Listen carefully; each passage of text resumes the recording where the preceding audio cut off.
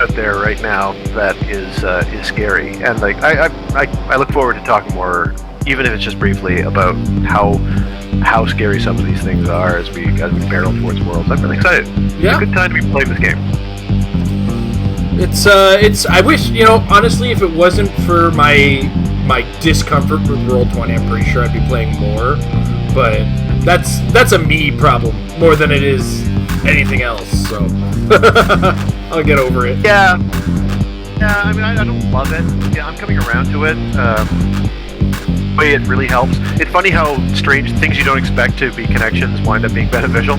Working from home winds up being the benefit here, since I've had occasion to have a double monitor set up in the bedroom where I can be plugged directly into the modem as opposed to having to go on the Wi-Fi. Mm-hmm. That difference is tremendous for not constantly dropping out on the voice channel and like having a bunch of buggy stuff going on. That's been great. Yeah.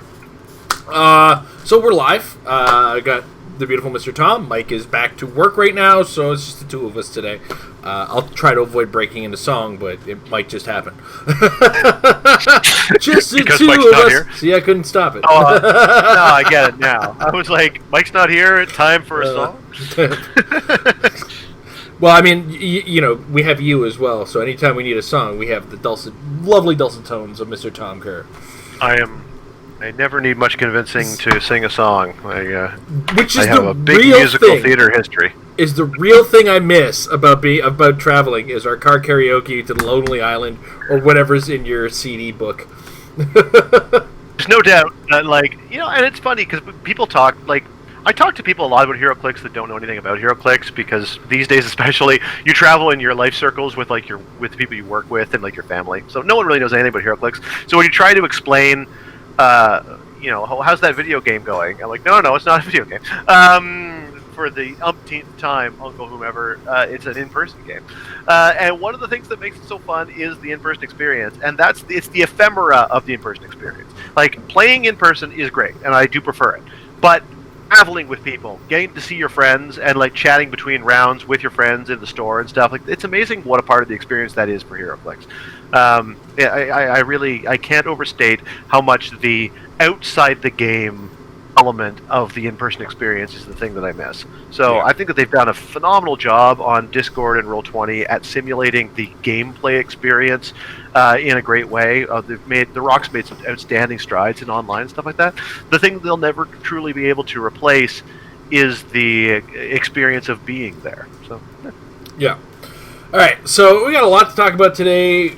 In spite of it not being a particularly hectic week, we of course have the watch list to discuss a little later, where we will discuss our thoughts on it, kind of why we think everything is there, and then put on our game designer hats and say, hey, what do we think they got to do to these figures?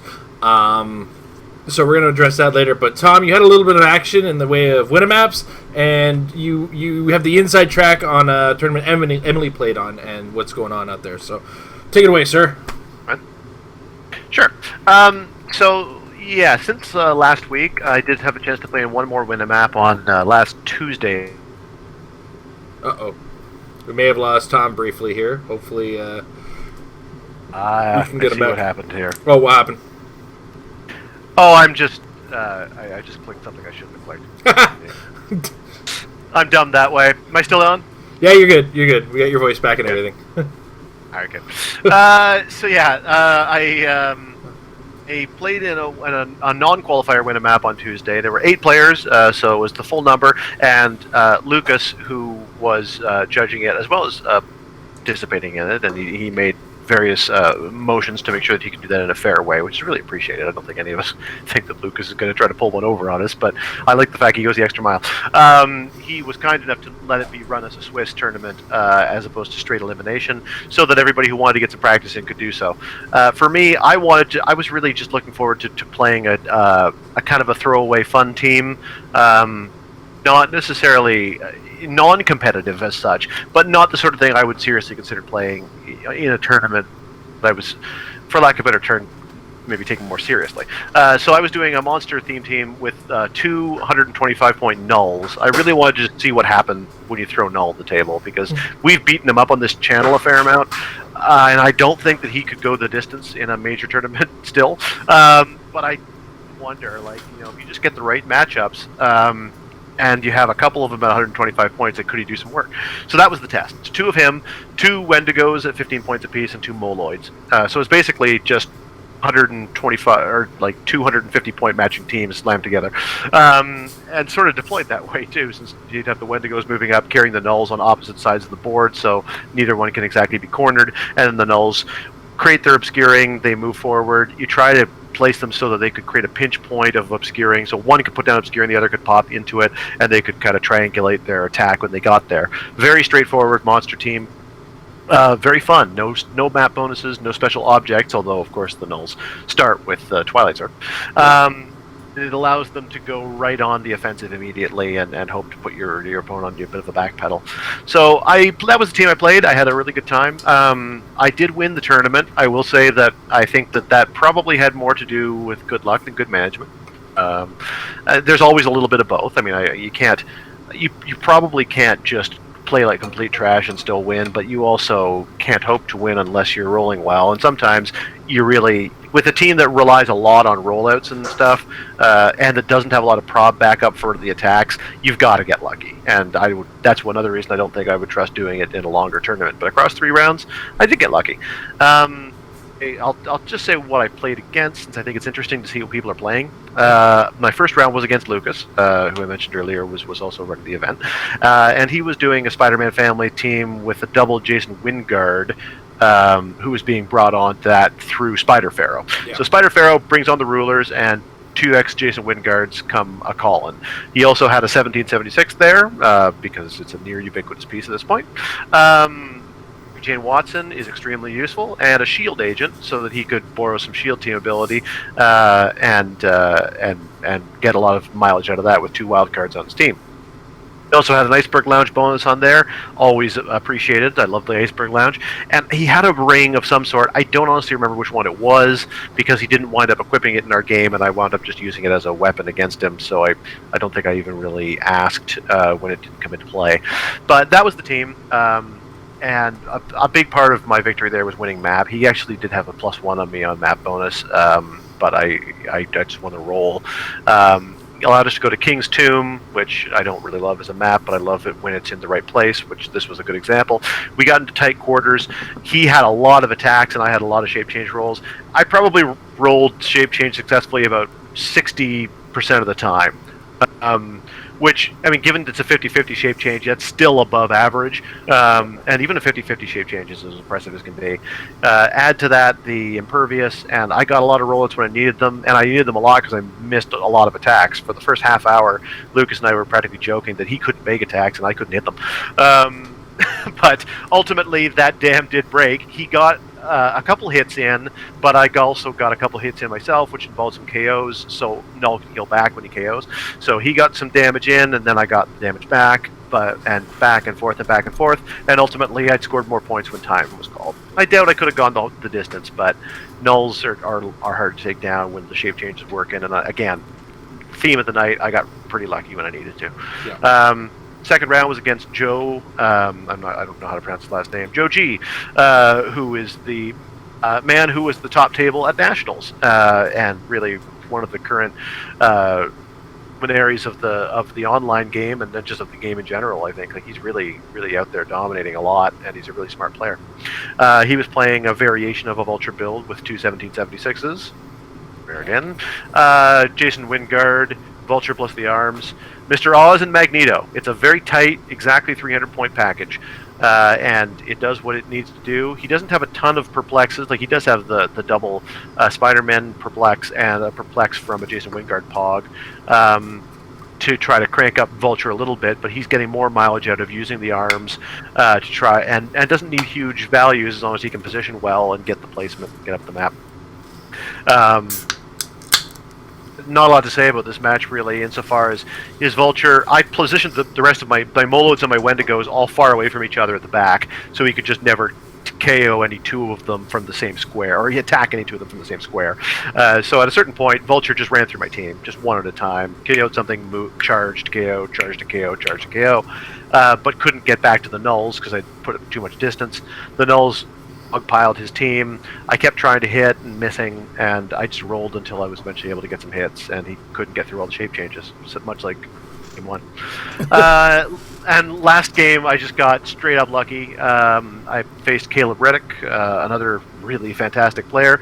He was playing an Avengers-themed team with just Black Widows as far as the eye could see. There was a Black Widow Chase, there was a Shifting Focus Widow, there was a Biker Widow who was going to be replaced by one of the Shifting Focus Widows, and a Happy Hogan, along with a couple of objects. And I placed badly off the top to the point where I gave him the opportunity. He won map, I should point out. And when I moved out, I moved it too far so that he had the opportunity to jump at one of the nulls. And that Black Widow team is just amazing at assassination. He can put down Smoke Cloud that takes away team abilities, so Null no longer has power cosmic. That allows him to outwit the shape change with one Widow, and I don't know if he outwitted the...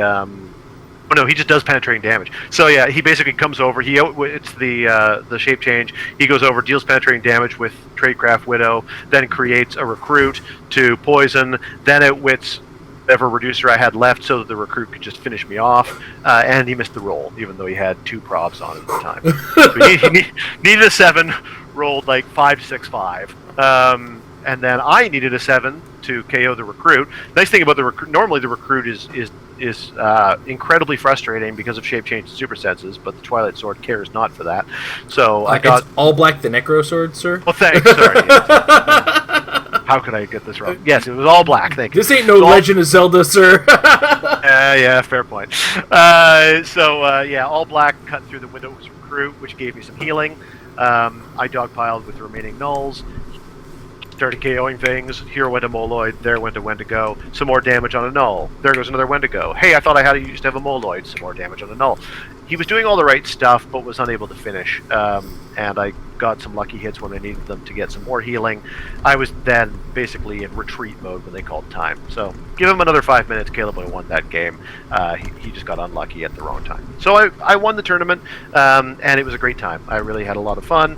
I certainly do think the dice rolls had a big part to do with it, but it is fun to just kind of play a team that you don't really know what to expect and be pleasantly surprised, as opposed to having your confirmation of your negative feelings going in, like, oh yeah, it does suck. It's nice to be like, oh, it doesn't. It is not that great. I think our big consensus was that when it works, it's going to feel oppressive, but when it doesn't work, it's just going to feel like it sucks. Right. In this case, 3 for 3, it worked. Fourth match, it could have not. So, beauty of a 3-round tournament. Yeah. So earlier we were talking before we got onto the show about the team that won recent World's qualifier win a map. And on Saturday, yeah. Yeah. Go ahead. Take it away, because you know more than I do. Sure, I can explain. I can't really show it. There's nothing to show really, but I heard about it, and I know it was John Morley playing it, so congratulations to him for qualifying for Worlds. You made it, buddy. Still 2 more qualifiers. Yeah, still 2 more qualifiers left, everybody. One of them is tomorrow night. So anyone who's watching now or watching tomorrow, listening tomorrow, get in there. There's still availability. Absolutely, I'm really excited for Worlds. So so if you're watching on Tuesday, that is tonight, correct? Right. Yeah, that's correct. And there is still another one after that as well. But, by all means, get in there. So John was playing Spider-Man family theme. I know, your jaw's up off the floor.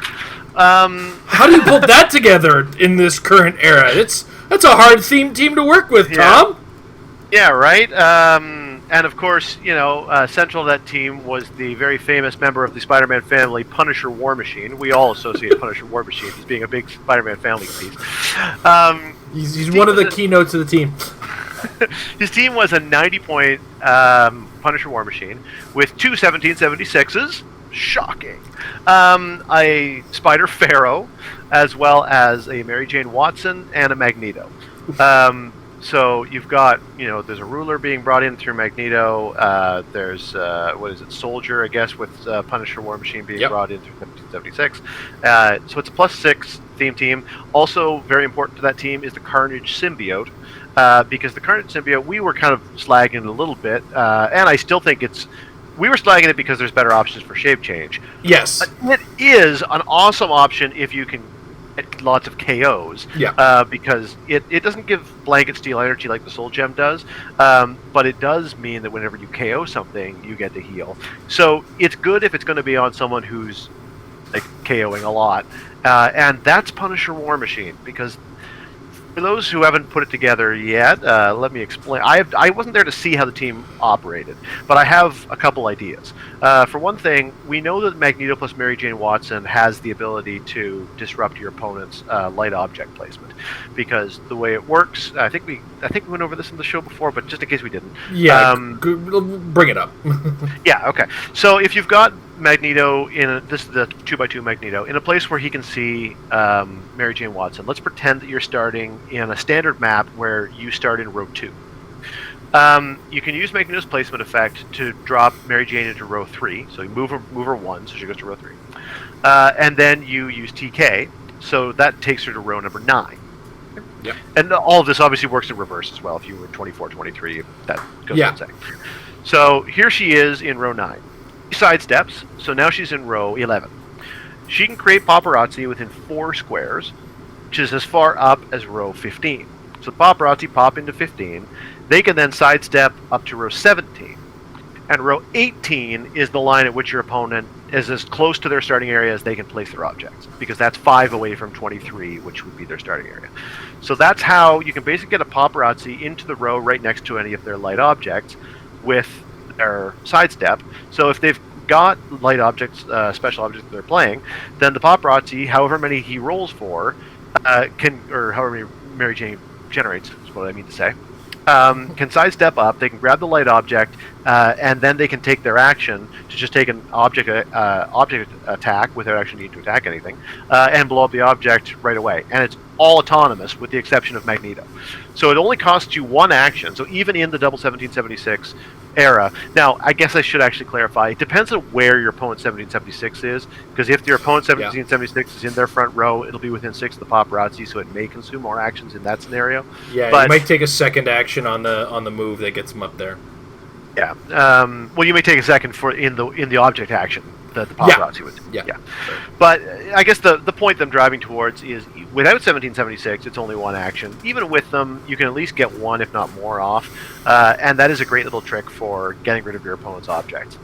It's also a great trick for getting paparazzi up to row 17 right away to disrupt your opponent's deployment a little bit, so the rest of the team can do what it does. Because what the rest of the team does is, Punisher War Machine equips the Carnage symbiote. And again, I don't want to tell tales of this school because I didn't see it happen, but I do know that it is very easy to take your Punisher War Machine. He brings shield, and MJ, both 1776s and Pharaoh are all wildcards. So they can all wildcard shield, which means you're at the very least able to easily get +3 on Punisher War Machine's range, and then you can also get +X on his damage, depending upon how many actions you have to work with, which in this day and age is going to be different. But given the fact that he already moves 5 and has 7 range, he's got an unassisted swing of 12. So immediately you bring his swing up to 15, and then you can add a Magneto placement and a Magneto TK onto it to bring his swing up to 22, which is what I like to call the map. While you're done that, then Pharaoh can taxi other people forward. She is herself enhancement. You've got 2 perplexes there, so you can fairly easily go 14 attack, 7 damage, and as soon as War Machine has the first token, he's then doing it twice per turn for the rest of the game, because he pushes to a second token and then can take an action for free. And as long as he's got 2 tokens, he's got Colossal Stamina, and he can just make free actions. So free attacks, Colossal Stamina, every time he's KOing, he's healing. You add to that the fact that he's also got the Energy Explosion knockback effect for some of those if it's going to be more beneficial, and it's just so powerful. And even if you can somehow take down Punisher War Machine, the rest of the team has quite a bit of oomph. They're still sharing that shield even when he's gone, to be able to make whoever is making the ranged attacks get some gusto on them, and it can just eviscerate teams. It is so nasty that I read about it on Saturday. I was home visiting my mother, and we all went to bed. I was reading about it, and it literally kept me up. I had trouble sleeping for the first couple hours because I was running through scenarios in my head about how the team worked, what I could do against it with different formations, and like what would I do if I was to face it, and thinking this through. Because You put up barrier, okay. The first attack blows up the barrier. The second one blows up your team. Well, here's the thing.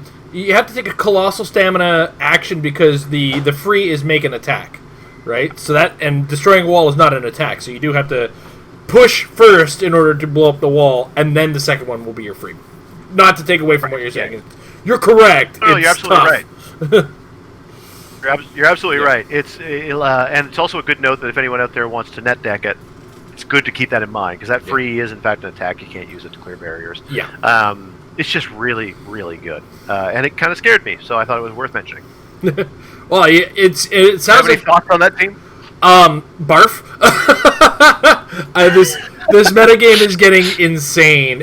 This entire Spider-Man family thing, I knew was going to be twisted with some of the ideas I had on my own, just because, hey, look, this nonsense is a Spider-Man family theme team without putting strategy into it. And then once you include strategy, because you've talked about the shield team ability and all the extras you're going to get. Don't forget, enhancement, empower, leadership, and prop all come from the Iron Pharaoh. You've got your retaliation, I don't know if you mentioned that with Magneto, and Magneto's retaliation is 8 squares away. You just have to be able to shoot. So he's less in danger than most cases. And just shield him too. Yep. Yeah, and you can shield him too, enhance him too with the Pharaoh. It's so good. I love everything about it, and it's the kind of team that can actually survive the existence of 1776. Because even though we said, you get that extra thing you can get the light objects off of them, and that is affected by 1776. That's the only thing that you're really worried about. This has got one character taking one action to do a bunch of murdering, maybe getting a shield, but you still have enough enhancement perplex going on the team that you're not that worried about it. And the shield is free if you're just using it for the range. A 10 range on a Punisher War Machine, like you said, is nuts. It's unacceptable almost. Absolutely. Well, and backed up with shape change for survivability and plasticity to keep breaking away. Because the other thing that, if you could think to do anything against this team, you're like, maybe I'll plant a character next to War Machine and hope to limit him that way. So now he's got plasticity. I mean, it's just so smart. Smart construction. Well, that's the other thing, too, is his free is make an attack. Oh, yeah, I forgot it wasn't range. It's not range. Yeah. So, okay, now you're next to me. Even need it. You know what else comes from the Spider Pharaoh? Empower! It's always at minimum 5 damage for no cost. It's brutal. The more and more you think about it, the more twisted it gets. And it's not like you damage War Machine. You're like, I'll just take him off top click. His worst clicks are 2 and 3. And they're not bad. Yeah. He's 4 damage on the first click and the back half of the dial. Otherwise, he's on 3 damage. His attack's always double digits. It is really something else. Yeah. I love it. Thanks, John. You've made my day. It's a team I would personally consider playing in this world where we're very limited on our actions right now. I think it's a really beastly team. Yeah. I think it's a whole new archetype in a way. Yeah. Well, that's the thing. We've kind of had to build around this. This happened in I'll call it the Copycat days, because Copycat was always there. It may not necessarily have been winning, but it was there affecting us. And we're actually going to talk about something that's doing that as well. And it really informed a lot of our decision making as far as building teams. And you always had to think to yourself, okay, so I've got this figure. Well, that can be stolen by Copycat. Damn it. So your goal was to either make team figures that were put figures in your team that were so low in points that they didn't want a Copycat, or you kept everything 110 and above and just filled the sideline with stuff. You're very right. I remember that, and it's actually a great comparison because it was probably the most effective time I can think of a piece that watchdogged meta so effectively while appearing comparatively rarely. Yeah. We thought maybe that was going to happen with Darwin, and then it didn't because it was such a fringe play that you never saw it. And of course, everyone with Faust, it was very common. Yeah. But Copycat, you'd only face. You went to a tournament, you only maybe had a 50-50 shot of even facing him in one of your rounds. But if you weren't ready for it, man, it could ruin your day. I played against it once the entire time it was a threat to the metagame. Once. And I came very close. I played it a fair amount. I can remember a tournament in Michigan where I was playing a Copycat team right around the time people were starting to forget that Copycat was out there. And it's really, really disruptive. I remember your early competitive games. You were very good at getting inside of people's missing memories. Yeah, I don't remember that figure. We're more in the information age of Heroclix now than we ever were before, and so you used to be able to like have some deep cut picks that people weren't expecting. Now, not so much. All right, so let's talk about the watch list. Speaking of characters who have been watch listed in the past, for those of you unfamiliar, the watch list is something WizKids does. It tends to exist quarterly. More often than not, there isn't really an update to it. This time, there's a tangible update to it. And I won't go through the entire article, but basically, they're going to look at these figures and try to figure out whether or not they can fix them in some way, shape, or form, be it with an errata or some kind of limiter on the character. So our characters this time around are the prize Tri-Sentinel. We all know the Tri-Sentinel. The Colossal Iceman. Captain Marvel. Black Widow. And this is the super rare there's a ton of Captain Marvels now. This is a super rare Captain Marvel from Captain America. The Chase Black Widow from the Black Widow movie set. And then we have Valeria Von Doom and Venom Groot. And Tom kind of highlighted this before we started the show as well. This is a grouping of 3 pairs. Every 2 of these figures has like something very similar going on with it. So like, very specifically, the Tri-Sentinel and Iceman have this issue where part of their Colossal Retaliation goes off without the Colossal Retaliation really happening. And Tom, I was gonna let you say, how about you describe the pairing of Valeria Von Doom and Venom Groot, because they're very similar as well. Sure. Yeah. I mean, I think that the effect there being the idea of placement in the nearby area, triggering a penetrating damage, and the various myriad ways in which placement effects can be abused to make that possibly too good. Yeah. And then last, and I think we kind of agreed on this one too, it's just Captain Marvel and Black Widow are just good. Yeah, I think they're the hardest to say, here's the thing that is a, quote, problem. It's more the sum total of what they are maybe is unreasonably good. That seems to be the logic. Yeah. All right. I was going to say, do you want to... I wouldn't mind just clarifying what we mean by the whole retaliation thing with Tri-Sentinel and Man. Yeah, well, very specifically, I'll specifically highlight the Tri-Sentinel. I'm not 100% sure on what Iceman's after effect is, but...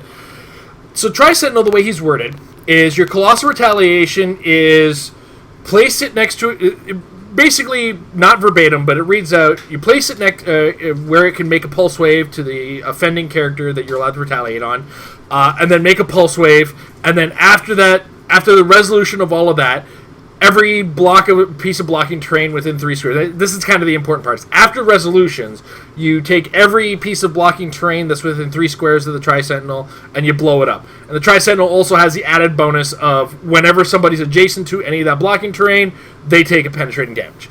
Now, because of the way this is worded, the action technically resolves whether or not you made the placement or the attack, which is an overarching issue between this character and to a lesser extent the Iceman. The Iceman has, I think, something very similar but different in a way. It's incapacitate with Iceman. And all it is it's an after resolutions, here's what you can do thing. In his case, it's incapacitate but can target smaller characters. I think that the thing that sometimes people are still not clear on why that ruling makes sense. The reason it does is nothing stops you from taking the free action for Colossal Retaliation. Yeah. Colossal Retaliation doesn't say, like, if someone has been damaged, then you have free da-da-da-da-da. You can always do free, then resolve. The difference being you don't have a placement and you don't get an attack or any of that stuff as part of that free action if you don't have the requisite trigger, which was someone has been damaged or you were targeted since last turn. But you still technically resolve the free action. which means you kick in an after resolutions phase, right. whether there was anything to resolve or not. And I think that's the reason why these two are on the watch list. Is that feels like not the design intent. Yeah, absolutely agree. And I think one of the things that this is an easy fix, and this is kind of a blanket fix. You take every single Colossal Retaliation, and in front of the free, you take all that part of, if a character on your team has been damaged by an opposing character, then this character has free do all the things a Colossal Retaliation normally does. I think that's the biggest blanket fix that you could possibly do to all of the Colossal Retaliators to get rid of this problem. Yeah, or like the other thing you could do is update the after resolutions clause to say after resolutions, if this character was placed through this power, yeah, you could put it on either side of the sentence. Mm-hmm. But the point is well made. You fix it by just addressing the underlying seeming fault. I mean, we're assuming a little bit because WizKids does not and never does actually explain why something is watch listed under ordinary circumstances. It's the fact that they're both here, and the fact that, to my knowledge, no one has ever complained about Iceman. That's the smoking gun for me. Yeah. Is Iceman is only there because it's the only other still legal retaliator with an after resolutions effect. I've seen Iceman in competitive play once, and it was me playing it on an ID card. It's funny because when he came out, then people were really excited, but they were more excited for the ID than they were for the piece, I suppose, now that I think about it. I used it more as a 100-point call-in than a 15-point call-in, too, so... Yeah, me too. I thought he was really good at 100 points. Yeah. But I agree. Probably not worth it on the map. Right. Yeah, I that seems like the thing. Like, I don't know, while we're on the subject of those two, is there anything else you would do?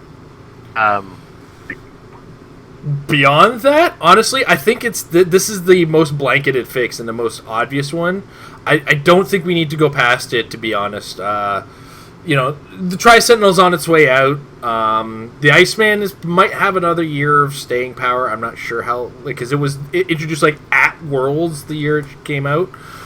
So, I think he's with that change, neither of these figures become super impressive. It does take a lot of people, and it doesn't make the Tri-Sentinel useless, I think, is the big thing. The Tri-Sentinel is still a potent beast, and I think, I feel like we won't see teams of multiples, 4 or 5 of them anymore. I think we'll see 1 or 2 in the future if they make that change.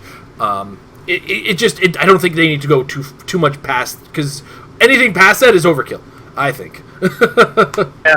Yeah, I'm inclined to agree. Tri-Sentinel and Dark Phoenix are the 2 best retaliators in the game. Yeah. And one of the things about the watch list that can sometimes happen is there is often an outcry from the community to rein in things that are just good. Yeah. And the problem is that, there always are going to be things that are good. If you were to just slap a nerf on whatever the best thing is in the game, then the second best thing would become the best. Yeah. And you'd have just as much cause to complain about it. And that would continue to happen several rungs down. So and then we'd be playing Popper. Right. I'm with you. Sentinel is incredibly good. I've always kind of contended that I wish that he was unique, or it was unique, because Pulse Wave as a retaliation power seems insanely good, and the fact that you can play 3 or 4 of them these days without ID cards, it's virtually impossible to take any of them off the map without triggering a Pulse Wave retaliation. Yeah. And pairing it with the destroying terrain on certain types of maps, that can be crazily oppressive and powerful. But I have to say, it doesn't feel so unbalanced that I wish that they would do anything else besides exactly what it seems like they're here to do, which is just take away the ability to randomly do free damage for funsies without a trigger to allow them to do so. Mm-hmm. So if they address that, I think it's fine for me, and Iceman's fine. Even though we'll get into this when we start talking about pieces that aren't on the watch list that we think maybe are, but I personally don't like pieces that have the ability to infinitely loop through activities. Later. But Iceman, ironically, is one. It's far more limited. He's the one that whenever he KOs a Colossal, he can immediately charge at another Colossal. Theoretically, that is a form of an infinite loop, but it is so specific and so fringy that I don't really feel like it needs to be addressed, even if I will sound perhaps like a hypocrite at the end of this conversation. So I hope they do the obvious change. I don't hope they do anything else either. I understand those who think Tri-Sentinel could use more nerfing, but just don't overdo it. Yeah, it's still one of the more expensive retaliators too. So when you're paying that extra price, it's got to do something good. I do want to go and address the other blanket one before we address the two middle ones, and we'll talk about Valeria and Venom Groot. I think in this case, this is Agreed. I think one of the harder ones for a number of reasons. Yeah. The first of which is these characters can both massively abuse how knockback is worded and functions, which is I think the big scary point where every place that you get knocked back as part of a knockback action is an individual placement. And as a result, because of how Valeria Von Doom and Venom Groot work, where if you're within 4 squares of them and you get placed within 4 squares of them, you take 1 penetrating damage. So if you knock back a character, say 3 squares, and they started maybe next to one of them, that's if you have, let's say, one of each of them, or each of them is going to deal 3 damage penetrating. And what gets scary is Venom Groot is not unique. Valeria is. Venom Groot is not. And he doesn't need line of fire either. Like, no. She does. He does not. Yeah. So that's where things get really kind of, oh my gosh. Free damage has been something people have hated forever. And just go back to the Shredder meta. Like, Shredder's had huge stats. It didn't matter. It didn't matter at all. Because they all had sidestep and free damage. So what we look at here is free damage, but a lot of potential for free damage. And it gets a little harder on a decision. Like this is not like Tri-Sentinel on Iceman, where it's like, what's the obvious fix? I mean, and even though there are some balancing factors built in, like the fact that Valeria is unique is a small amount of balance because she's the one who can be equipped with an item. Mm-hmm. So, the influence spin ring is the most popular for her since it also gives her TK and it makes her a generally more helpful support piece. But influence is probably the more devastating since it gives her force blast. So she can do the free placement for one, same as with the spin ring, but if she does happen to be able to get next to somebody, aided by free placement effect of her own and sidestep, then she can just use Force Blast and theoretically crank out the damage. So, on the one hand, she's unique, and on the other hand, Venom Groot is tiny, so at least he can't be equipped, so he's taking advantage of others. But I think that we agree, probably not enough of a balance within itself to offset the amount of output. Yeah. So, what do we do about this? My first instinct is to go back to the police car. One of the first ever errated characters, courtesy of the Watchlist, which was GCDPD police car. Because what would happen with that is you'd move into a character, place the character you moved into somewhere over here, and they'd take 1 penetrating damage. What did they do to fix that? They took away the penetrating part. I think that is ultimately the safest nerf that doesn't make them useless because you end up having to put in more work to do the damage.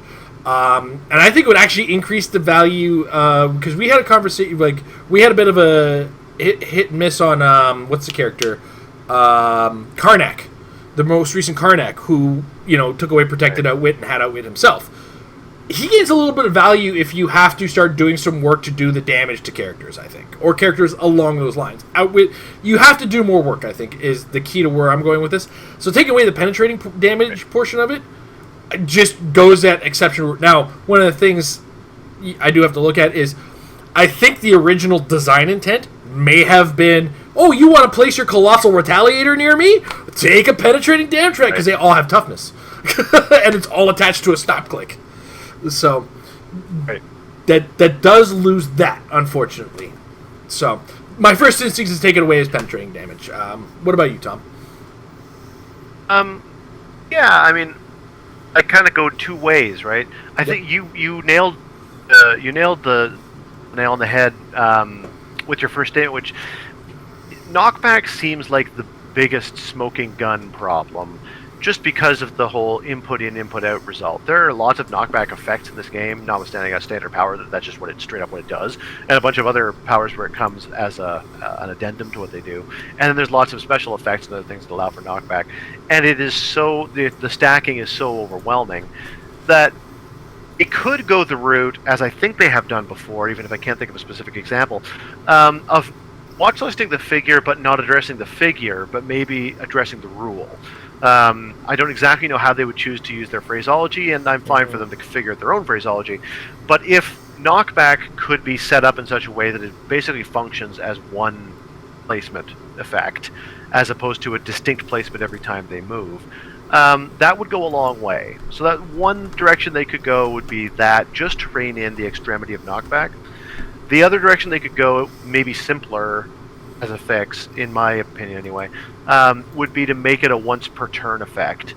Either a once per turn for each character, or if for some reason that was still felt to be too much, you could do it once per turn for all characters with this power for Groot, thus sort of bridging the difference between making him unique, which I actually kind of like the fact that he's not. If you take that one power out of the equation, Venom Groot really works well with other Venom Groots, because they've all got call and help from the Venomverse, and they've got that trait where when they get KO'd, they then go back on their card and can get called in through the Venomverse thing. So two Venom Groots actually work together really well, even before you take the placement effect into account. Yeah. So you could make it a once per turn effect for the damage, or a once per turn for all characters with this power effect if you thought it was still too much. I would probably go that route before I go removing penetrating, just for what you pointed out, which was it feels like the idea was to try to discourage retaliation. Yeah. Honestly, either one's fine, but I agree with what WizKids seems to be applying here, which is that there's something that should be done. If they wound up just coming back and say we're doing nothing, I think I'd be a little disappointed by that result. Yeah, absolutely. I think this is one of the more should probably be addressed, because for all that the Shredders were doing, you still had to work beyond getting to the character. Okay, I've dealt my damage, now what? You had to find other ways to move the Shredders around. It took work and strategy and placement and whatnot. In this case, it was it's surround, spin ring, take 5 damage. And I'm talking in a manner where you have one Valerian, 3 Venom Groots.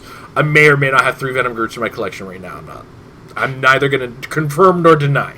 Hey, like I said, they still thankfully work together really well in multiples, no matter what. So you're golden. Yeah, absolutely.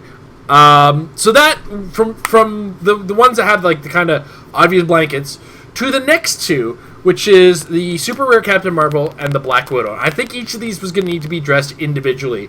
The fact is, they're both some of the top characters in the meta as far as potency. We'll start with Captain Marvel, obviously. We're talking about a character, sure. I believe at 95 points has 2 stop clicks. You'd be correct. And at 150 has a third. There's, and then you get a Pog who's got Flurry Blades and Perplex that comes out of this character. This is a flying character who starts with probability control, I want to point out, too. With very good... it's really good stats and oh, go ahead.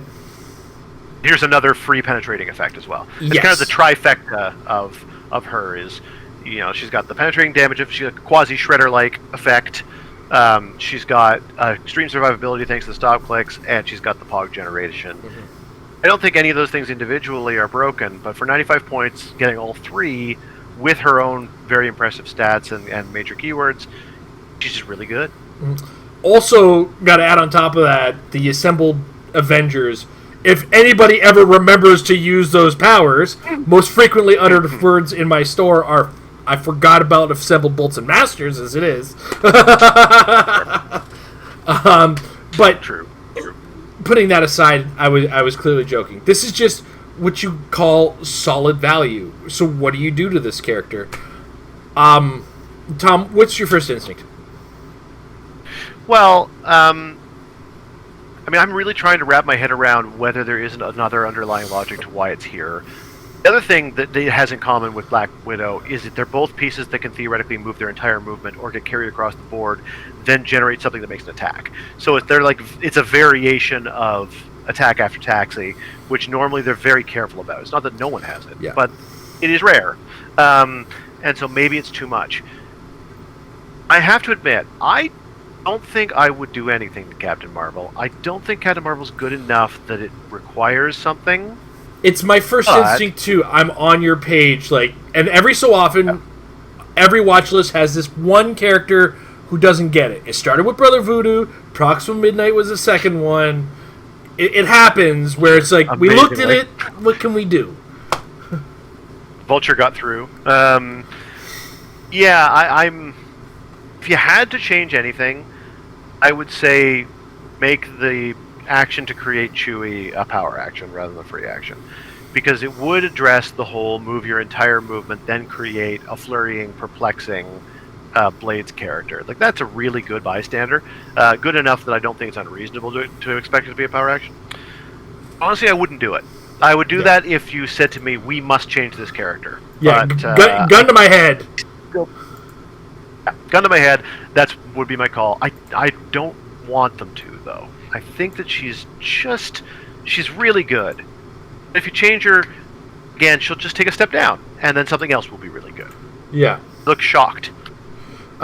Because I messed up and accidentally closed the window. So, fair enough. Honestly, at this point, I don't think we need the watch list up anymore. So yeah, no, I think people know what. Yeah, long to kind of add on. I'm of the same thought where Captain Marvel, we don't need to do anything necessarily. Gun to my head, I'd go back to what I said about the other two and just take. And I wouldn't even take a word about the penetrating damage. Isn't what we're complaining about either. It's literally the Flurkin. I mean, and if you want to keep it as a free action, if this character hasn't moved this turn. True. Yeah. Hasn't been moved or replaced. Yep. Yeah. I mean, that's the only other thing. It's a good idea, actually. In fact, I like that even better. Because then you still get to do it for free and still act, but you can't do it after taxiing or after moving. So, yeah, it's even a better idea. Or moved or placed even, so you can't, TK and there's, ha kitty! Right? So. Yeah, exactly. Yeah.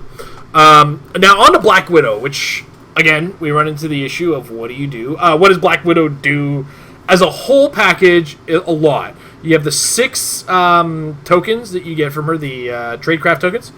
Each one can be used... 5 tradecraft tokens. And then each one can be used individually for use of a specific effect. Some of those effects are create a character. In the case of the Widow's Recruit, which is the one we all use. Let's not kid ourselves. There's another one. The Widow's Recruit is what's coming out to do some penetrating damage, to have some massive evasion. It's a bonkers character. It has 3 damage, too. Come on, guys. So, you get a... 10-3 with double rollouts and penetrating poison. Yeah. It's pretty crazy. And then, on top of that, you can use a tradecraft token in a separate free action to turn to a character within 6 squares and say, hey, you, if your powers aren't colored on the dial, you don't got them. So, for instance, Tom's Null would have had a bit of an issue with somebody named Black Widow because he would not get the shape change or the plasticity that he has. So, I would have lost a game. The last game I played against Caleb, as he pointed out afterwards, it was just a coincidence. He happened to crit miss at one point. The only free square he could have brought in a trouble alert was in a square adjacent to Null. There was a Widow Recruit inside that square, and earlier in the round he had just put down smoke and outwitted me a bunch rather than trade crafting me. So he tried to break away against my plasticity, leap climb against plasticity, but my super plasticity, he rolled a 4 and had to stay. And that, again, it would have he would have won the game. Would have brought up penetrating poison and got me I was on my last click anyway. So. Yeah, and we're not even done yet with the Black Widow. No, there's 3. As far as I'm concerned, there's three things. I mentioned 2 of them. And the third, this one is just passive, and she has this. Your opponent can't re-roll your rolls of 10 or higher, and your opponent can't re-roll their rolls of 4 or lower, which, that is... Well, what are we proud for, guys? Yeah, I mean, this is one of the ones where the math sounds a bit... You can do the math on it, as I've done on this show a few times, it seems, it's becoming like a thing. But, a 4 or lower is a 1 in 6 chance of all the rolls that your opponent might make. And a 10 or higher is a 1 in 6 chance of all of the rolls that you might make. So, overall in the game, this basically shuts down prob 1/6 of the time. Doesn't sound so bad until you realize it's the 6 where you most need it. Because 100% of those rolls, or like we'll say 97% of those rolls exactly, are ones you want gone. Exactly. There's a pretty good chance that with a nice stacking of perplexes and the way that values just go absolutely insane in the competitive game right now, you can get to the point where you need a 5 to hit, but you miss on a 4, that's when you need your prob and you can't have it. So it's, in effect, it is way worse than it feels, and the fact that it's global is so aggravating. Yeah. All right. So, Black Widow, how do we deal with it? Initially, my gut is the meta has kind of formed around the Black Widow. And I think she kind of sits in this place where she exists in the meta, but not in that place anymore. Like, when she first came out, it was, oh my goodness, what do we do? She now sits in that copycat place. Where she exists, we have to understand how to play against her, but to a certain degree, I think we've kind of figured out our way around her. But a lot of her stuff is still problematic, and what she's capable of doing in a single turn, I think could stand to be reined in. And I think the most important one is the tradecraft tokens and the flexibility of them. Specifically because you can, in a single turn, take away somebody's non-colored powers and bring in a character, and you've used 2 tradecraft tokens in a single turn. Personally, if it was me, I would take that and say, okay, if you haven't removed a tradecraft token to both of those powers, then those powers, can't be, you can only use one of them, basically. So, the one that's traded, where you say free remove a tradecraft token to choose an opposing character with 6 squares, if you haven't removed a tradecraft token, choose a character within 6 squares and do that thing. And then the Web of Intrigue, which is on her special damage power, only on the first 2 clicks, you do the same thing. Free, if a tradecraft token hasn't been removed yet, remove tradecraft token, generate a Black Widow. There we go. We've kind of reined her in, so you now have the choice of, you have no powers, or I make a character. And I think that adds an extra strategy element. It doesn't depower her too much, but it does kind of rein her in a little bit, just because she's doing too much all at once, and we don't have the green power battery anymore to slow down this free action stuff. Right. Yeah, that was my first thought too. Was make the tradecraft a token redemption, essentially a once per turn effect. However you want to word it, I think your wording works just fine. And that probably, I'm really divided on this, because here's what I don't want to have happen. I don't want them to throw errata at a whole bunch of powers. Yeah. At that point, you might as well ban the figure, not because it's too good, but because you don't want to rewrite the entire card in a game where you have to look up the rewrite anyway. It's not they're shipping new things. Although it's easy for us who play the game a lot and are very plugged in to remember the changes, it's not fair to throw that at the wider community. No. So one of the underlying things they want with a watch list is to employ fixes that are fairly quick and easy. And if they can't be quick and easy, then they need to go back to the drawing board. So, I would love to see a world in which you said she can create the character, but it has to be adjacent rather than within 6 squares. It's crazy she generates a character within 6 squares. Oh, is it within 6? I've never caught that. I've only ever done it adjacent. Oh, no, sorry. Just choose... Yeah. No, the generate is adjacent. It's the choice of a character within 6. That's the way around. So, by all means, I would love to see them say, choose a character who's adjacent and say they can't use powers, and maybe take away the fact they also can't have their combat values positively modified, because that's just insane. No modifications and no powers, unless they're colored clicks in the dial, seems completely ridiculous for one tradecraft token. the ability to create, and also update the damage power so it's free.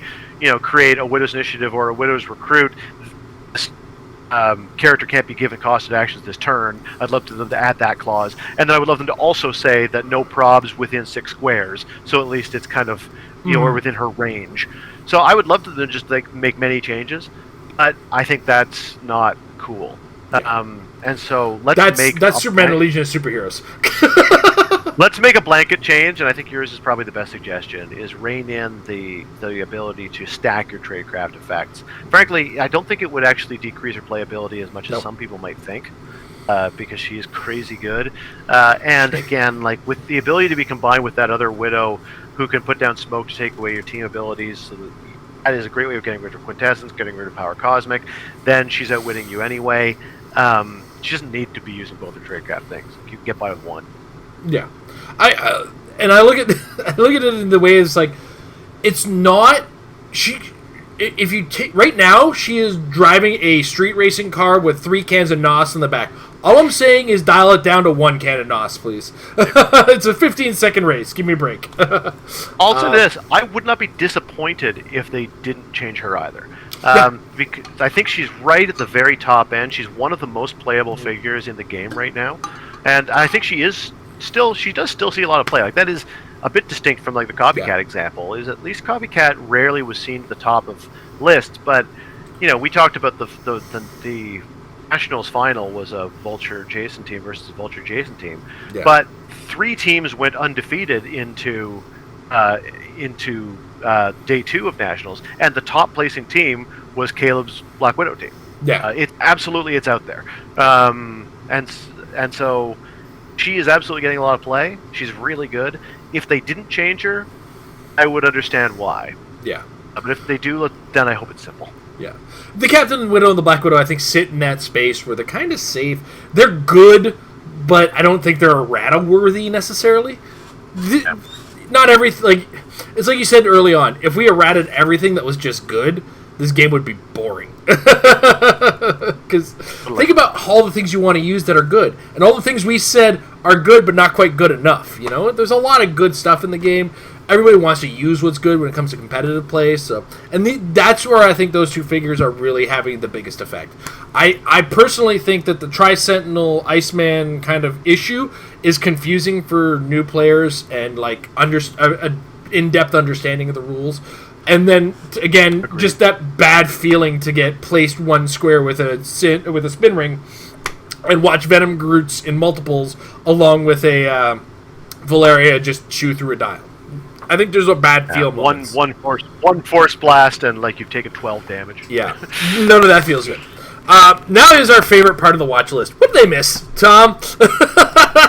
Did they miss a couple spots? Sure, let's go one. Yeah, I think they did. Let's go 1-for-1s here rather than doing our whole I think list. There's 2 that they missed on the watch list, right? When it comes down to it? I don't know. I can think of 4 that I would like. Oh, you can think... Okay, because I can think of 2 that are pretty obvious. And the changes, I think, are pretty obvious, too. But to be fair, I don't want to act like I'm smarter than WizKids. Yeah, there are 4 or 5 things that I wonder if they were in close consideration or not, because I really think they could have been there. Okay, but, I think the 2 obvious ones... You start. You start. I'll say the 2 obvious ones are Spider-Man 1776 and the Prime Vulture. I know they missed him the last time, but I also had my rant attached to that. I don't know if you remember that. Let's you don't need to rant again, but what was the gist of your feeling on Vulture now, then, whatever? What's the? I still actively feel like he's a new player problem, and in the same article that they made changes to one character and said this is not new player friendly, and then they still let the Vulture double attack and run through somebody's team. Have you ever seen a new player retention on when something like that happens to them? It's not particularly high. I've done that thing where I've tested new players' patience with really strong things. I usually do it in my buy round if I'm going to do it. It's look, you've got the win. I'm going to do something. Tell me how this feels. You're a mad scientist. I want that data properly out there. I don't want to say things from a bad place. Go ahead. Why do you think Vulture's not here? I It's not like people don't complain about him. Yeah. He won Nationals last year. He won Nationals this year. He was in both teams at the top table at Nationals this year. Heavily present in almost every major tournament you go to. Wins with great frequency. Obviously, an unstopped force in the game. I don't think anyone could question that, whether he happens to win the particular tournament you're looking at or not. So why is he not here? I think it's my instinct is that the fix to him is too drastic or too much of an ad. I think what they do try to do when they're making these erratas is they take what's there and adjust it. And I think what has to happen with the Vulture is he just can't be equipped. I think that's the biggest thing. But that's adding a new trait, which is probably a big no-no for an errata. Alternatively, I do think the charge could just be worded to be once per turn if he KOs a character. You know, that's another way you can say do it. free. Don't say at no cost. Yeah. Just cross out at no cost and put as free, because then you can only do it once. Exactly. Just I would go ahead. go ahead, please. Oh no, I was just gonna say go after you, because I'm gonna segue. Segue, please, because I'm done. I've said my piece about this in the past. I don't think I need to go beyond it. I do think that the new player experience on when the Vulture works is probably up there with worse than a lot of things. What I was going to segue on was that you didn't mention another one, but I think it is another one that would be on my list, would be Jason Wingard. For exactly the same reason as Vulture. And that is, and I alluded to this earlier when I mentioned Iceman, the infinite loop thing. The idea that you can basically perform an action that triggers that same action, that triggers that same action, that triggers that same action for an indeterminate number of times is, I think, a huge problem. And I actually have less of an issue with the fact that Vulture can kill a team in one turn, as I do in the fact that Vulture can take 15 minutes to resolve one turn. Yeah. It obviously sucks that he can kill in a whole team. It also kind of it seems a bit much that one Jason Wingard, in addition to being the amazing Pog generator and just all around good piece that he is, super leadership piece, yada yada, can also mind control your entire team. Problem to me is that when you put the two of them together, you can very easily take two costed actions that take the better part of 10 to 20 or more minutes to go through the resolution of. Because depending upon how many characters you've got, especially with Jason, it's really bad with Jason. Yeah. Because with Jason, it's a mind control which triggers a breakaway roll and an attack roll. Any of those can have probs, any of those can have rollouts, and after the whole thing is resolved, it goes to the next one as long as the mind control was successful, and that continues. Yeah. So it's at minimum 3 rolls, with the possibility of more rolls for rollouts and probs. Repeat, repeat, repeat. That much pure rolling, in addition to just it's entirely fair for a player playing Jason to need to take a second to figure out where he wants to move his figures and who he wants to attack.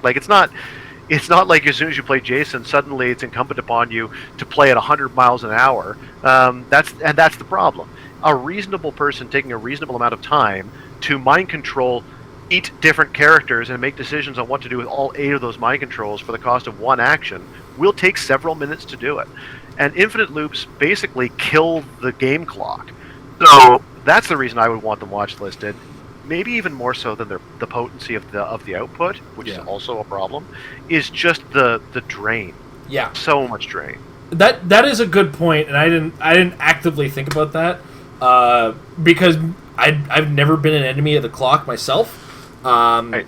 So even most of the time when I died of Vulture, I died of Vulture. It's the game's already over anyway. It went quick, but yeah, and the Wingard isn't necessarily potent, but it does kind of just go and then go and then go. And you're right, that is some rough feels on that one. So I did overlook that particular aspect to it, and I think you're right, because Wingard takes a mind control, takes your action, then mind controls again, and then takes your action, and then mind controls again, and then takes your action, depending on how many figures you have. So, yeah, I missed that. Now, you mentioned 1776 was the other obvious one for you. I think it's obvious. What do we need to say? I want to say that the best without killing him is to make his power a unique modifier. Where, like, 1776 doesn't do what it does. Because what ends up happening is if you have a single 1776, only one of them's working anyway, right? So what'll happen then is you're down to 3 actions if you have leadership. Not necessarily oppressive. But now, my opponent has to get within 6 to get that double effect on it. Because he does still shut down leadership within 6 squares. So you still get the same effect of 2 of them, but you are now putting in a risk for the reward by saying, hey, I had to get within 6 of you for this to happen, but you're only getting 2 actions if I'm within 6 squares of you. I think that curbs it enough, while at the same time making it potent enough that, it's not that big a deal. And then we can look at it and go, okay, if I didn't bring leadership, I'm playing with 2 actions. If I brought leadership, I'm playing with 3 actions, but I've got a ticking clock on getting down to 2 actions. I think that keeps the character chase level strength, but doesn't overtly oppress the game and puts a little bit of risk on the character. Yeah, I agree with everything you said. That's certainly what I would want them to do if it were considered. It's possible it might still be too oppressive, and we would have to see that in action to know. Yeah. But I think it's a good measure to take. Like, it has happened before that they have also watchlisted figures, made changes, and they weren't enough. Yeah, Ghost being a prime example of that. Yeah. So, like I said, all they did was move Faust closer. And we have also seen, I believe, the very first watch list ever, and maybe some since. They posted a watch list, and it wasn't too long before they posted an update. Like, it has happened before that they don't just post once and that's the end. It's mostly what happens, but it has happened before. So, if there's any possibility that they'll go back to the drawing board at all, I think 1776 would be the top of my list to consider. Everything you said. Yeah. You said there's a 4th, though. At least a 4th, possibly a 5th. So the 4th for me would be Batman Prime. Okay. This is one that is a bit more nebulous because we have yet to see Batman Prime win a lot of major tournaments. But Batman Prime, almost more than anyone else, even more than I think Vulture, is an example of just an ungodly output. If you're able to get it set up correctly. Now the challenge is setting it up correctly, and you want to win map, and then you want to have ways of getting around barriers. Or I loved Isaac's team that was designed around destroying a barrier and making figures additionally tiny with the Atom, so that Batman had more targets, so you couldn't body block or barrier. That's brutal. But Batman Prime is just insane. He sits at the back. He 12 attack, mind controls or incaps the whole team. Or he Psychic Blast them, and there's several ways of giving him Psychic Blast on turn 1. You can do the whole Influence Ring trick, where by turn 2 you've got him onto click 3, so his stats are huge and he just has Psychic Blast. You can do the trick where you give him the Exospecs, you can give him a Gauntlet, you can give him other sources that just give him Pensai as it is. And Pensai's not always the right answer, but it certainly is a good answer. 12 attack is very good. Ignores Hindering is very good. Surround him with enhancements and perplexes, and suddenly his numbers are insane. And because he's on the other side of the map, you don't even have the ability to prob him in all likelihood. I really wonder whether they were really thinking you didn't have to divide damage. Was that supposed to be that way? I don't know. Seems so strange. It does feel like a weird call where it's like, all right, we're gonna make this one character. He's gonna have huge numbers on his attack. He's going to have numbers, but we can adjust them with whatever. But then when he attacks everybody and for his damage. I somehow don't feel like that was the goal. Seems impossible, especially for 40 points. 40 points? Are you kidding? That's the big flag for me. It's like, it's only 40 points and is dealing 3 damage in some cases to 5 characters?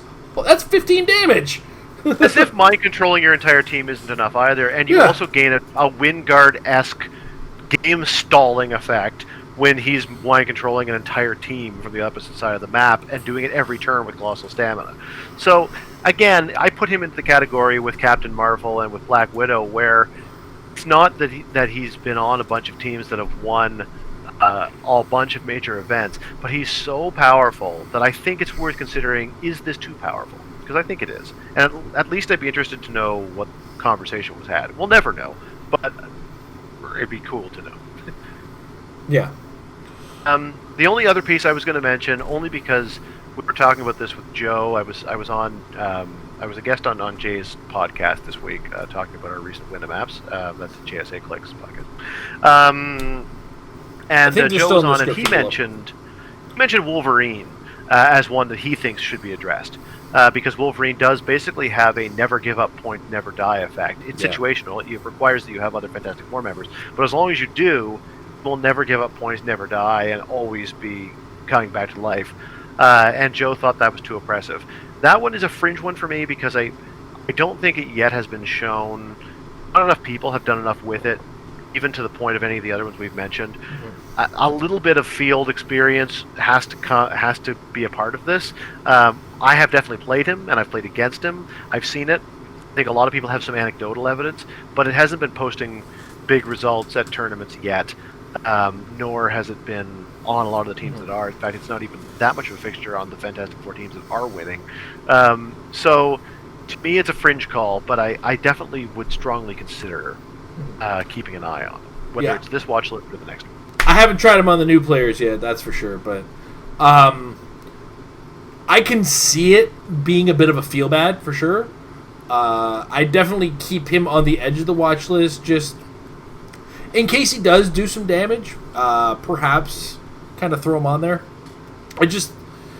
Because he does it constantly and he's only 75 points, and he does have, for 75 points, you get a 75-point dial, right? And then you have the effect of him not dying. Yeah. He's not very mobile. He has very little move and attack, just the first couple clicks. After that, he also doesn't ignore terrain at all. So getting around is a bit of a problem. He's got no range. His numbers are not that high, so you've got lots of blades and lots of flurry, so there's a lot of potential, but there's also a lot of potential to just roll the nuts and not get anything. And he's not that hard to stymie. So that's why I'm a real fence sitter. I feel like they did a pretty good job of balancing a figure who never dies, but he's still a figure that never dies. So always worth keeping a close eye on that.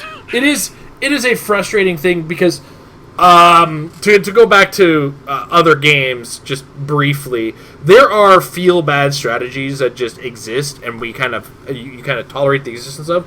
But when they do win, they just feel bad the way that they win. And Don't Die is the kind of team where it's like, I have thrown 1,700 damage at you this game. I have attacked you 1,000 times. I have taken these guys off of the board multiple times. Why am I in this situation right now with nothing on the board and losing? Agreed. You're what? I don't get it. Yeah. Magic players, I'm referring to Mill as that, but feel bad. You know what I'm talking about.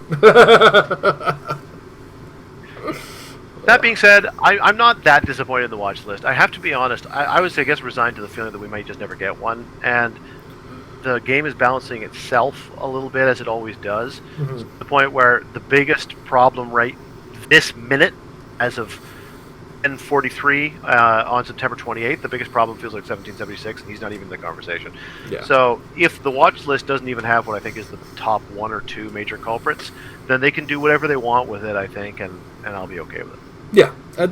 At this point, it's everything. I think we've kind of covered all the things that we think would be the high points. I'd be shocked if they did anything more drastic than we've described already. And yeah, so just as a general whole, it's going to be interesting to see what we get out of it. Hopefully, last time we had a watch list, it came out pretty snappy and pretty quick. I feel like we got this watch list with the idea that, hey, we should probably already be looking at this stuff, and then just kind of they put it out there, and then within a week we might get their already planned out results. Who knows? That's a conspiracy theory at its finest. You're Rock Worlds is 2 weeks away, roughly. Yeah. Just over 2 weeks. Just under 2 weeks? Just under 2 weeks away. Yeah. It's conceivable. That would be quite a bomb to drop a week out from Rock Worlds, but... yeah, so the sooner the better there would be ideal for that. Or they might just use that for the data. Who knows? Right? Because that's possible, too. I know Kenny was doing some announcing on the nationals, the team nationals, which I embarrassed myself on camera for. Good job, me. But long story, Kenny could be using that as his chance to get the information that he needs in order to make the informed decision with the rules team and the design team. Fingers crossed on that. All right. So with that said, yeah, I think we're pretty good for the day. All right. So we're going to open up the questions now. I'm going to double check the socials. In the meantime, if you're live in the chat, put in capital letters question in front of whatever you want to ask us, and we'll try to catch that towards the end of the question period. But first up, we have Facebook. I know our alpha patron, Michael Fedor, had a couple questions. I have got the worst thing to have in the middle of a talking show, and it's the hiccups. Hiccups? Yeah. They are the worst. You can even guess. Yeah. I think I drank my beverages too quickly this evening. Oh, yeah. I tell you what. All right, here we go. Almost got it. Guys, all right. Okay, and it's the one. Better than you and me. I wouldn't even know how. Funny enough, it's in the community or Facebook community group. If you want to check that out, facebook.com/groups/Married with Clix community group. It was not on our direct on the Facebook ad. I guess that's where people actually find out about our stuff because Facebook wants money. I'm not giving. What is going on here? Did I not share it? No, it's right there. No? Oh, living is pain sometimes, guys. What's all? The joys of a live show. Yeah, I know. The joys. Usually I have this stuff all set up ahead of time, and for some reason it didn't work out that way today. Here we go. I found it. Said to find this comment. Social media is the best, isn't it? I should actually just start making people ask me in the Reddit post I put up, to be honest. Reddit's much friendlier. Which is saying something. Alright, so Michael Fedor, the alpha patron of our Patreon, which is on hiatus for a little bit again. We'll get back to it, promise. Is it my perception that there are not as many pieces with stop clicks in the Spider-Man Venom set? Come to think of it, the only one I can think of is 1776 off the top of my head. Super broken. Well, I mean, there are others. There's the Prime Venom. Right. Prime Common Venom has a stop click. Mm-hmm. Others that have stop clicks. Spider-Man has a come back to life effect. I guess it's not a stop click, but it's similar. I think there are others, but you could say technically the autonomous characters, all the secret identities, could be considered stop clicks to a certain degree. I wonder if that's related. Like, that's an interesting point that you make because it feels like there's a certain alignment there. I think that he's probably right, though. It does feel like there are fewer stop clicks in this, though I wonder whether that does have to do with what we're talking about, the fact that so many of them have, instead of dying, do something else, that being all of the all of the the secret identities, alter ego, secret identities, because the original version of it was the alter ego, so I understand the confusion there, to be honest. And then the Spider-Man trash can is, again, a variation on theme with it actually being the same thing and whatnot. But yeah, interesting point. I think he's right. I think it could just be a result of they're trying to stop should exist, but they were kind of willy-nilly with it to a certain degree. Like, they gave it out a little too much, let's be honest. So they might be trying to kind of dial it back.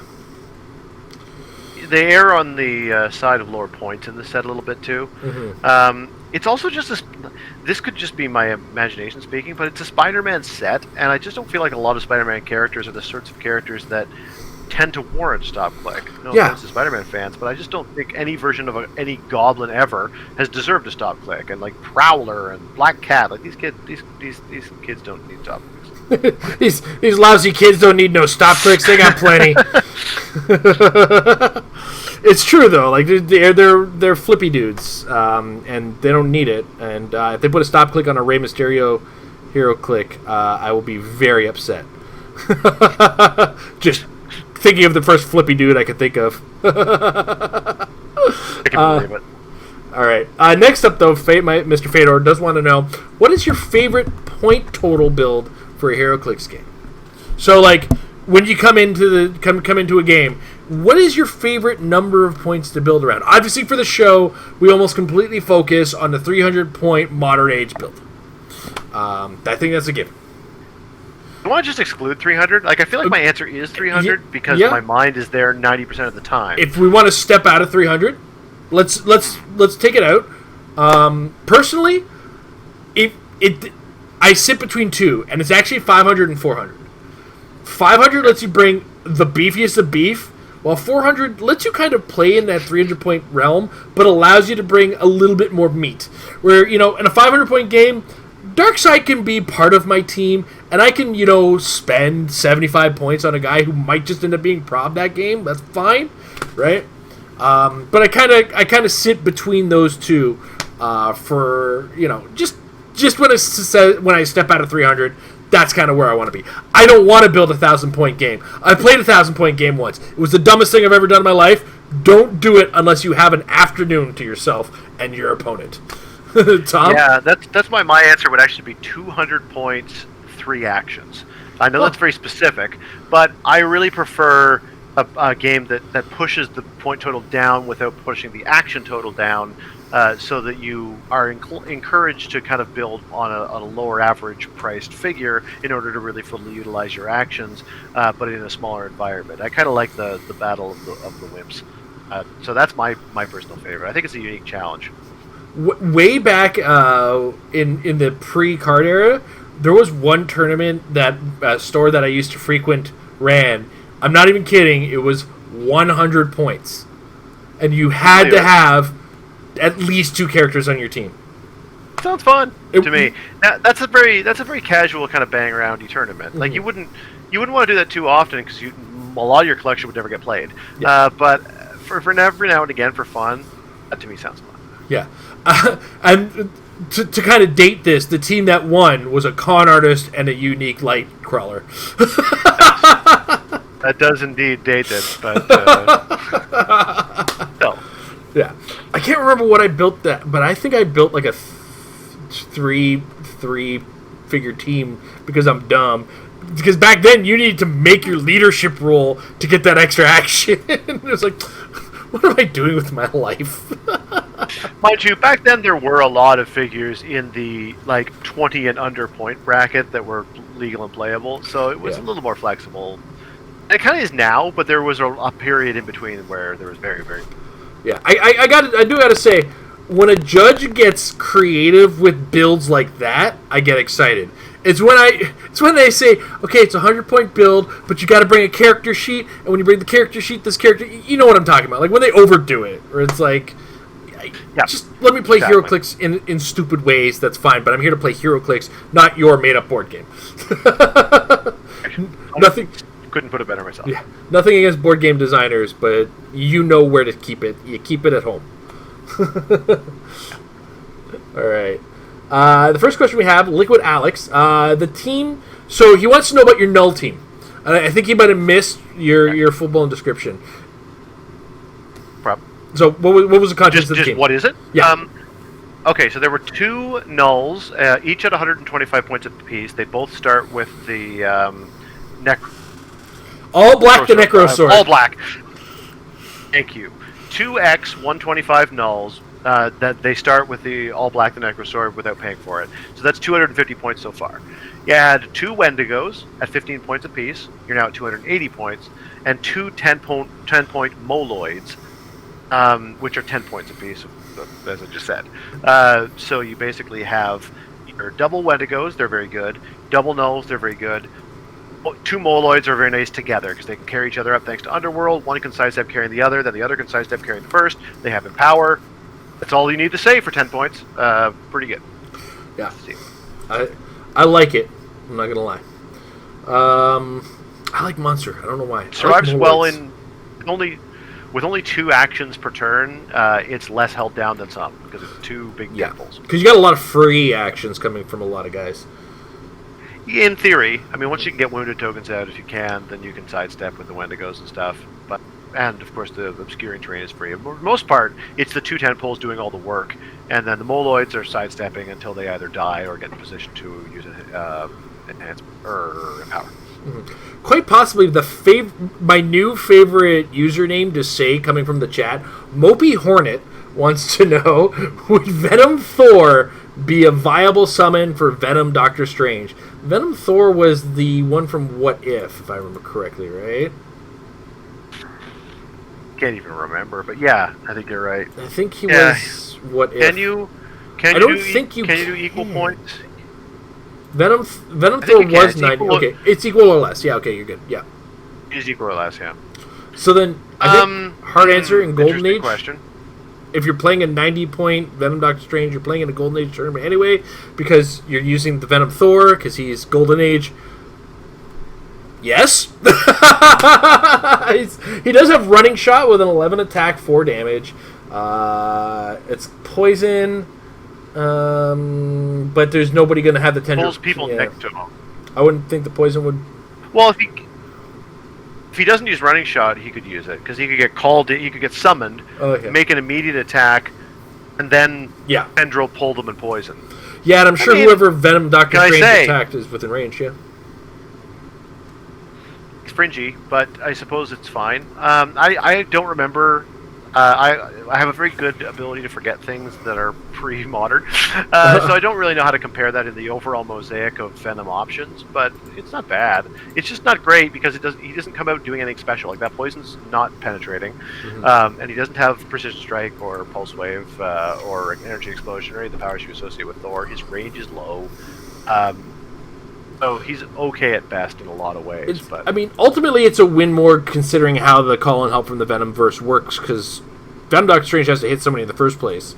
So you've already done the damage with him, and then you're getting the Venom Thor. So it's not necessarily, like, I wouldn't say it's a bad thing. It's a great call-in. It's just extra, you know? And when it comes to choices of Venoms, sorry.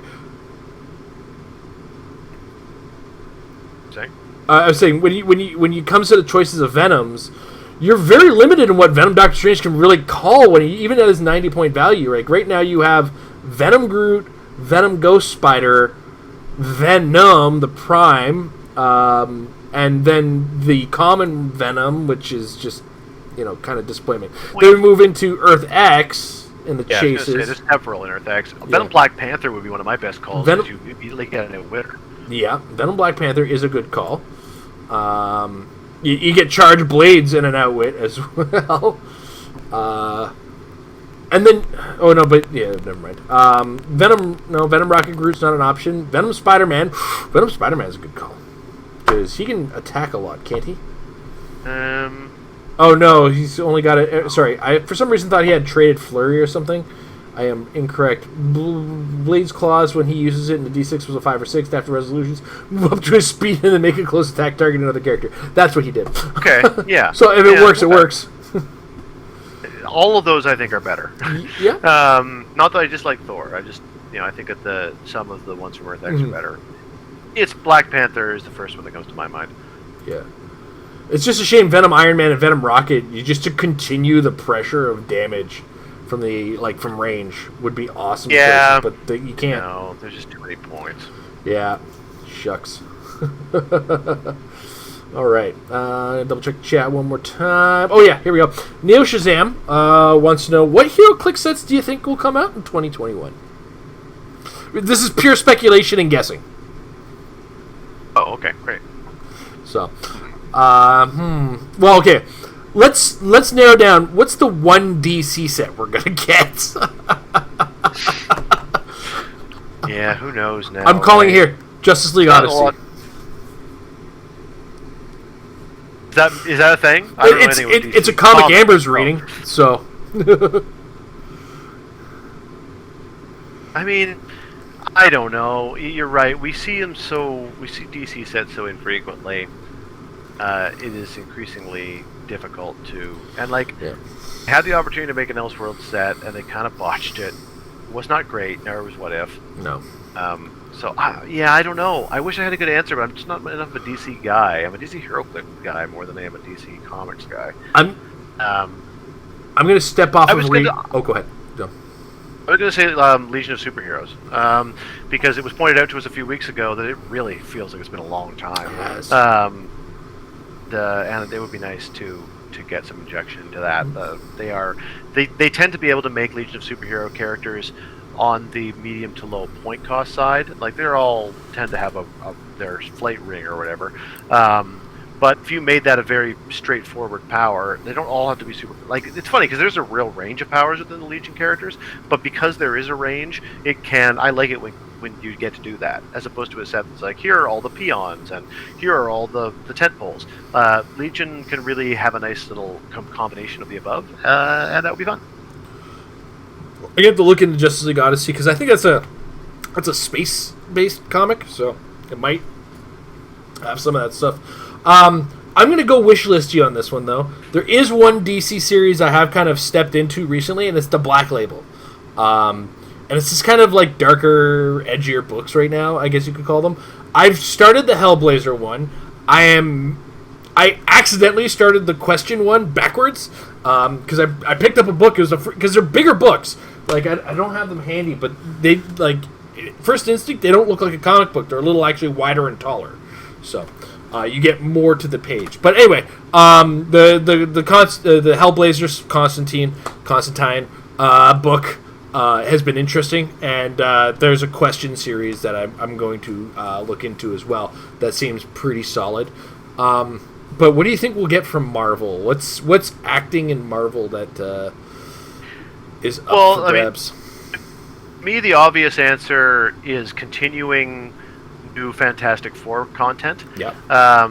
Because they just got the license back, but it's still very hot, and there's a lot they could do with it. They did come up with a few thoughts off the top of my head. I haven't read Empire yet, but that is fairly new, and they sometimes like to be topical, and that I know does feature the Fantastic Four fairly centrally. We haven't really seen a lot of the alternate versions of the Fantastic Four. We saw kind of two versions in this set, but we didn't really see like the Medusa, like Hank Pym one, or not Hank, Scott Lang rather. Scott Lang Medusa, what's her name? That little formation from a few years ago. It would be nice to see sort of a Storm Black Panther. We did get a Black Panther, but he's very underwhelming and no Storm. So more of that sort of crossover would be cool. And also just more. Like, done cosmic things back and forth, but there is a corner. There's an overlap feature of Cosmic Fantastic Four, which they haven't had an awful lot of opportunities to play around with. So they give us a few heralds here, but it would be kind of cool to get more of those and just more deep Fantastic Four cosmic-y, dimensionally stuff. So I'm excited for more Fantastic Four. Period. I'm gonna go off the deep end again. I'm going into stuff that I've read. Sure. I think the Serpent War could be a solid series. Hear me out. Yes, it's Conan focused, but Conan now exists in the standard Marvel universe. Wow, weird, right? And I think this is my chance to pitch. Put Conan in Heroclix, guys. It exists now. Do it. Make the Serpent War a set. You've got Conan. You've got Moon Knight, Dark Agnes, Solomon Kane, all makeable as characters. You can do a chase set of the Savage Avengers, get another Conan in the set, along with a new Venom, a new Wolverine, Brother Voodoo. There's a lot of Electras in that as well. So like that would be a solid chase set. Who else was in? You could even like. There's a kind of and the Punisher. Punisher was another one of the Savage Avengers. So boom, there's your chase set. Then you focus it around the Serpent War, which includes those characters, along with a few, like there's a new Magia character. There's Mephisto features in it as well, so we can get Mephisto into the set as well. There's a lot that you can do, I think, with the Serpent War as a set. And it gives me a bloody Conan and some Conan bad guys. And I think that would be pretty cool. Because, yes, I read my Swords and Sorceries books. Conan and Red Sonja are in my pull list, as they were. And if Conan's going to be in the Marvel Universe, I want him.